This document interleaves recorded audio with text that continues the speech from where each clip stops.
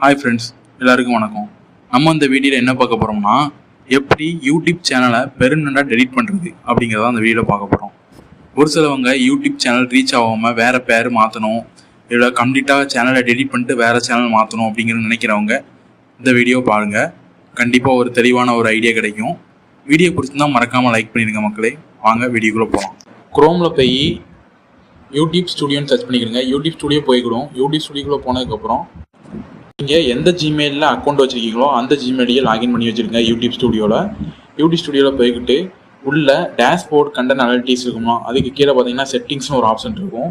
அதில் சேனலுங்கிற ஆப்ஷனை கிளிக் பண்ணிக்கிடுங்க. செட்டிங்ஸ்குள்ளே போயிட்டு சேனலுங்கிற ஆப்ஷனை கிளிக் பண்ணிக்கிடுங்க. அதில் அட்வான்ஸ் செட்டிங்ஸ்னு ஒரு ஆப்ஷன் இருக்கும், அதை கிளிக் பண்ணிக்கிடுங்க. அதை அப்படியே கீழே தள்ளி விட்டிங்கன்னா அதர் செட்டிங்ஸ்னு ஒரு ஆப்ஷன் வரும் மக்களே.